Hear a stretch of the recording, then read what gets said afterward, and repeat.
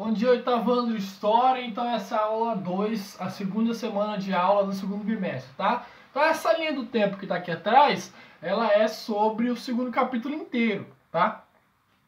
O segundo capítulo inteiro, ele fala sobre o período que vai de 1831 a 1840 no Brasil. É um período de muitas especificidades, muitos conflitos, convulsões sociais, muitas guerras, atritos, né?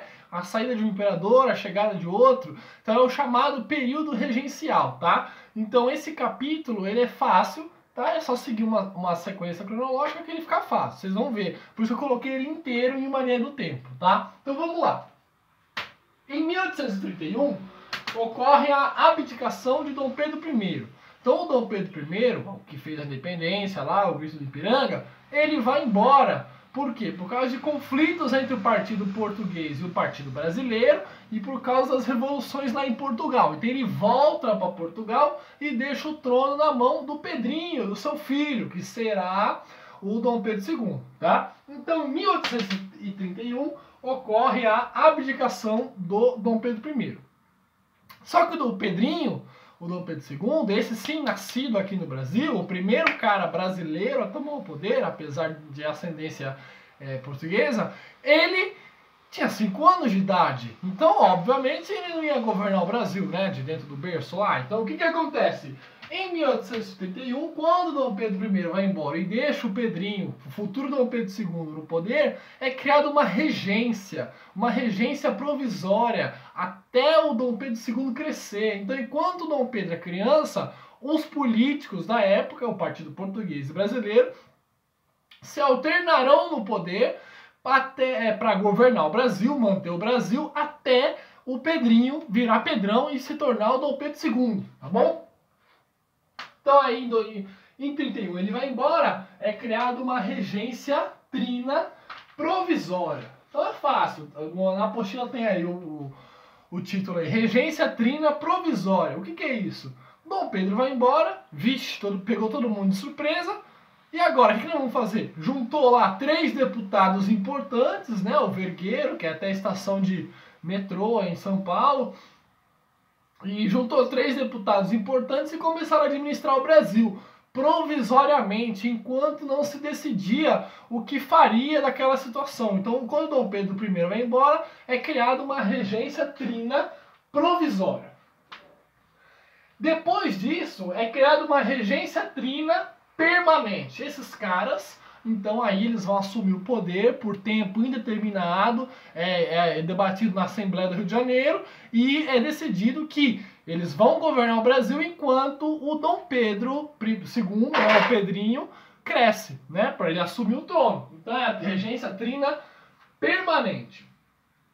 Só que nesse período começa várias agitações no Brasil, várias convulsões sociais, várias guerras. Por quê? O Brasil não era governado por alguém legítimo, alguém que as pessoas olhassem e reconhecessem a soberania, igual um rei, igual o Dom Pedro I. Então, por exemplo, imagina você está na sala de aula. Eu saio da sala de aula e deixo vocês sozinhos. O que vai acontecer? Vocês vão brincar, vocês vão zoar, vocês vão gritar. Então é a mesma coisa. Quando Dom Pedro I vai embora e deixa o país, mesmo havendo essa regência trina permanente, os estados começam a entrar em guerra e declarar a independência. Então esse período é o mais conturbado da história do Brasil, porque os estados não veem uma autoridade, uma legitimidade na regência. Então o que vai acontecer? Começa a surgir um monte de guerra buscando independência. Independência da Bahia, do Grã-Pará, independência do Rio Grande do Sul, independência do Rio de Janeiro, independência de todos os estados do Brasil. Então a regência trina permanente, ela vai acabar porque essa situação começou a se agravar. As guerras de independência começaram a ficar mais fortes, né? Então o que acontece? De regência trina permanente passa para regência una, tá? Então o ato adicional é o ato que adicionou na Constituição essa possibilidade. Então, a partir daí, e outras modificações que ocorreram. Mas a principal deixa de ser uma regência trina e passa a ser uma regência una, ou seja, só uma pessoa seria o regente do Brasil nesse período, tá? Primeiro foi o padre Araújo Lima e depois... Não, primeiro foi o padre Araújo Lima e depois... Primeiro o padre Feijó e depois o Araújo Lima. O Araújo Lima já enfrentou a crise um pouco mais agravada, a Guerra dos Farrapos, a Revolta dos Malês, que a gente vai ver no próximo capítulo. Ou seja, as revoluções, as buscas de independência começaram a ficar mais acirradas, tá bom? Então, regência trina provisória, trina permanente, una de Araújo Lima e una de Padre Diogo Feijó. Como esses movimentos de independência começaram a se acirrar, houve o golpe da maioridade. O que é isso?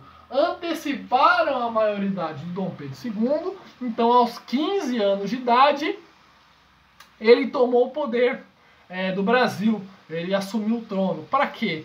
Para acalmar o ânimo dessas revoltas estaduais, para acalmar o ânimo desses conflitos. Então, depois das regências unas, o Dom Pedro II, é claro que ele era uma criança com 15 anos ainda, né? Então vai ter os políticos ali decidindo por ele até uns 18, 19 anos.